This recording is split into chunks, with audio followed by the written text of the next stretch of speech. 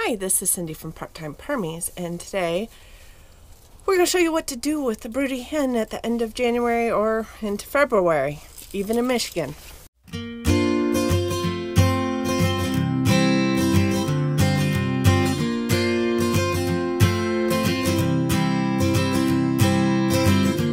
First step is really check to see if your hen is broody and signs of it. So I checked in here earlier and she was up, but they do get up about once a day or every other day or so to get food. Okay, first sign. Gus is making noise over there, so first sign that she's broody.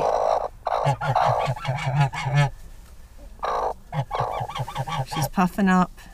She's wanting to protect that nest. Silkies are not overly protective. In other words, I've never been pecked at. I've never been pecked at by a silkie, but she will puff up and complain that you're messing with her. So she looks broody. So the next step is to set up a private place for her where she won't be bothered by the other birds.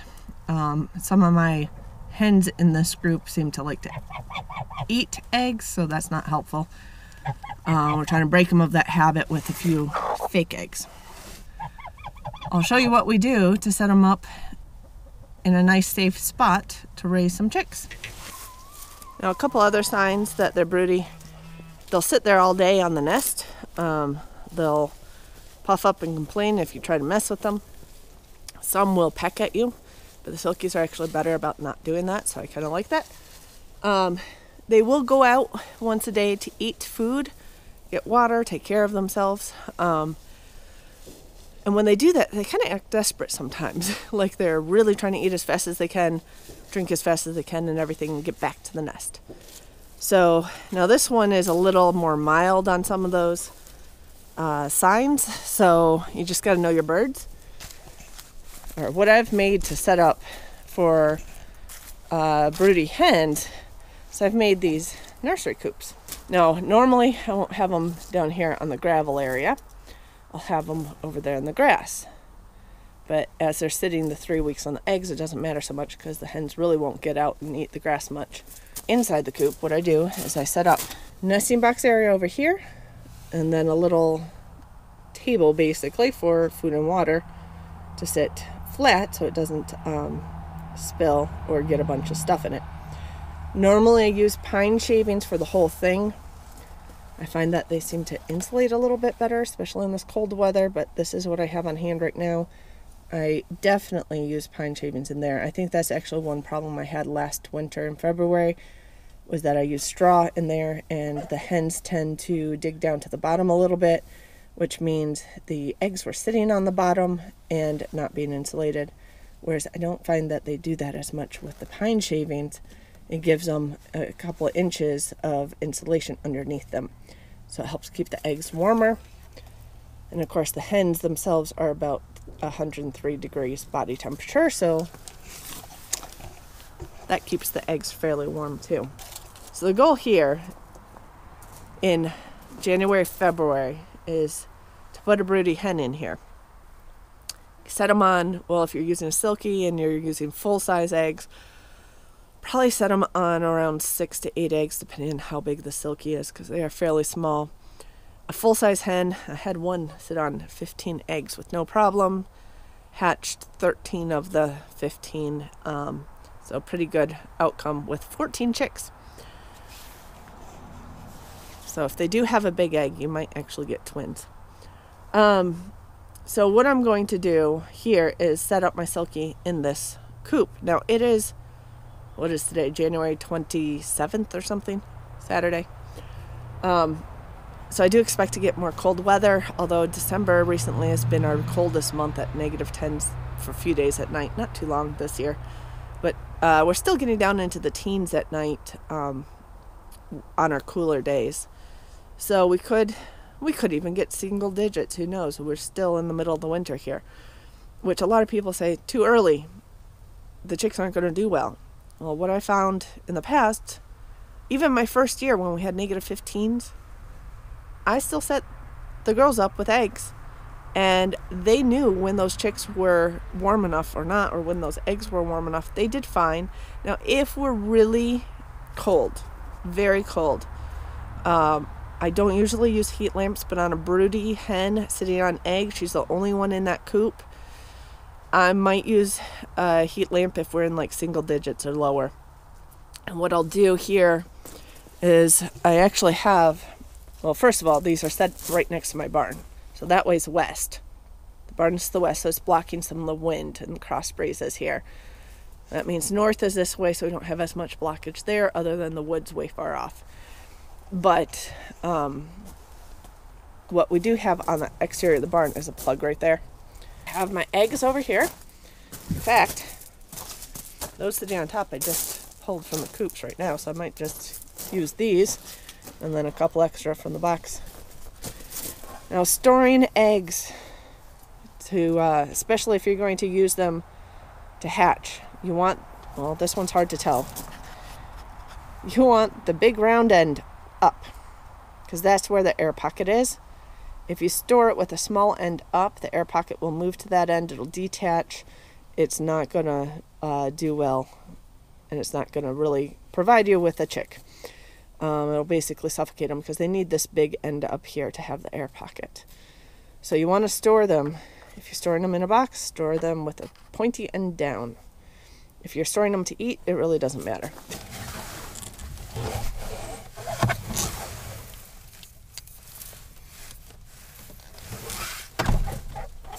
Okay, so how do I choose the eggs that I want to give her? I don't want to give her pullet eggs because they just started laying. They're going to be small. They may not even have yolk sometimes if they're really towards the beginning of their laying. So I have, this one is a pullet egg. It probably does have a yolk in there, but it's really pretty small. So I want to have room for a chick to grow. I don't want to have really small chicks hatch. These two are silkie eggs. I would give her silkie eggs, except I don't have a rooster, silkie rooster. So those are not going to be fertile. So of course you want fertile eggs. Otherwise, you want eggs that aren't misshapen, that are fairly clean. So I try to avoid ones with too much. These are all pretty fairly clean, but I try to pick the cleanest ones. I try not to pick my smallest ones. I actually try to pick moderately large ones, but not the giant ones. So that's how I choose my eggs. Ideally, I would have for a real good breeding program, I'd have my main rooster separated with my top girls so that I just select their eggs. However, I've not separated them out because it's been so cool. And the other coop I have available is in the middle of the yard, so not really well protected. So it's not really a great winter coop, but maybe later in the spring I will separate out my top rooster and my top hens. I do keep track of which ones he's mated and which ones are his chicks, because I won't mate back. I mean, some people do, but I won't. I try not to mate back to the rooster. The problem here, some of these might actually be his daughter's eggs and potentially fertilized by him. So that's getting to a little bit of inbreeding. Being in the genetics world, I like more variety than that. I do have two roosters. That's the other thing. I can't tell which rooster fertilized which eggs. So that does make for a little bit of downfall. We might end up using them for meat birds.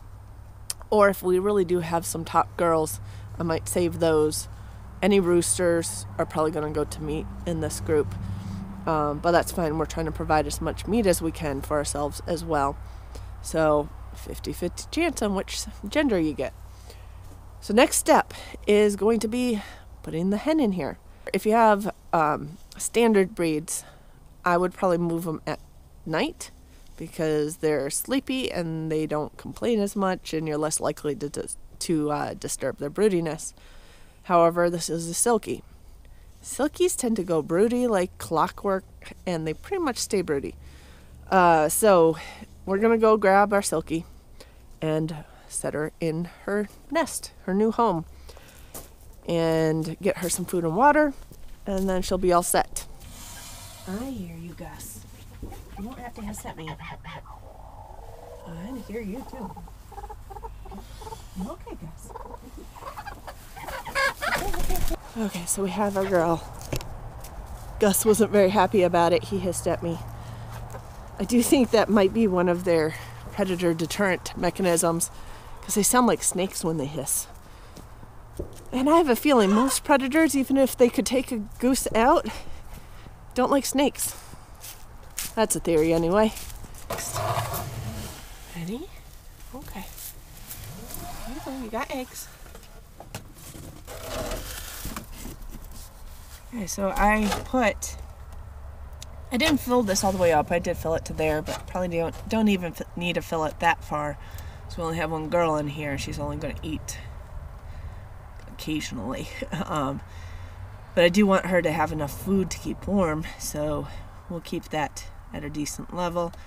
I also don't really want to feed too many mice, but I have seen a broody hen attack mice if they get near her nest, and kill them and throw them out. So, you gonna settle in on there? I know, you're a little nervous at the moment. Okay, so I got water. Did fill this one up. I did put a little splash of apple cider vinegar in there. That's mainly to try to keep the bacteria count down. Okay, so we'll let her settle into her new home. Kind of threw her for a loop when I moved her, but silkies are pretty darn good at settling back in once they figure out that I gave them eggs and food and water. They're usually pretty happy about that. So the other question is, well, why do I set hens with eggs in the middle of winter? Well, there's one primary reason. If you set hens with eggs in end of January, early February, you'll get chicks by the end of February. So if they're hatching at end of February, they start laying eggs about 6 months later, give or take a little bit. So 5 to 7, depending on the breed and everything. So February, March, April, May, June, July, August. What happens in August is that your main flock, your adult hens, are going to be starting to molt, and the laying of eggs is going to slow down. So if you can actually get about a third of your flock to be new hens that are just coming into their lay around August to September, before the fall, or at the beginning of fall, they'll actually start laying at that point. Now, if you have it set up where they are about 6 months old at about October to November, they're not going to start laying until the daylight starts getting longer again. So if you time it right, they will start laying, and they'll lay through fall, which will help supplement the molting season for the rest of your flock. So what I try to do is I try to change out about a third of the flock each fall, which means right around this time of year, I need to set my broody girls with some eggs and try to get enough hens, hopefully, to make up about a third of the flock when we get to fall, and then I will cut the flock back for the winter, taking out some of the older girls. As they stop laying in the fall, I'll take about a third of the flock out so that I have a constant rotation. And that basically means I'll keep my hens for usually about 3 years. Now, I do have 2 that are probably over 5 years old now because they came with the house. But I kept them for other reasons. They are still laying, but they do slow down. And that is another reason why to keep a steady flow of young hens coming into the flock, is because the older ones, they lay pretty well from about 6 months old to about 2 years. But at about 2 years, they really do start slowing down in their laying. So when you're getting into going through that 3rd year, towards the end of that, you're really slowing down production. And the longer you keep them, the more they slow down. They're only born with a certain number of eggs in their body. So that's how I keep my egg flow coming through the fall.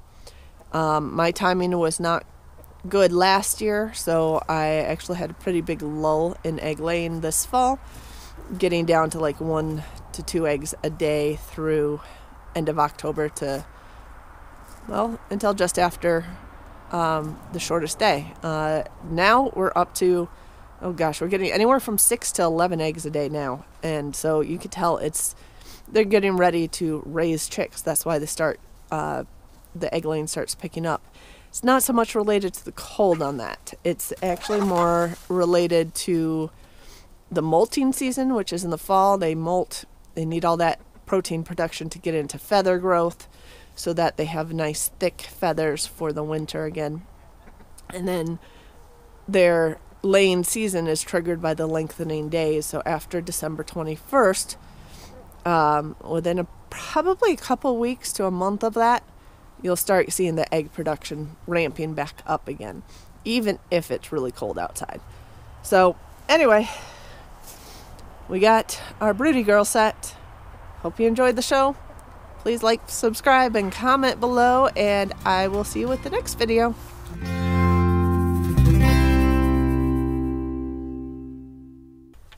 Hi, this is Cindy from Part-Time Permies, and today I'm going to show you what to do with the Broody Girl at the end of January.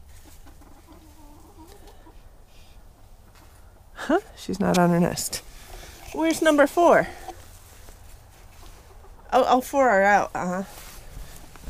Okay, and someone cracked an egg. Nope, not. Never mind then. What are you doing? Sunbathing in a pile?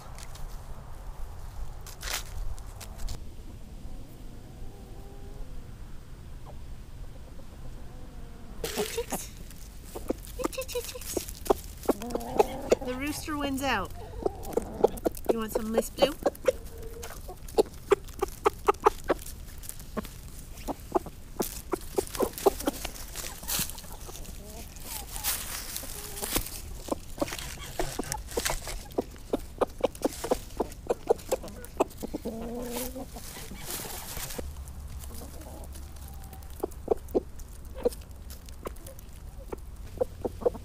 Hi, Lucky. Nobody wants any?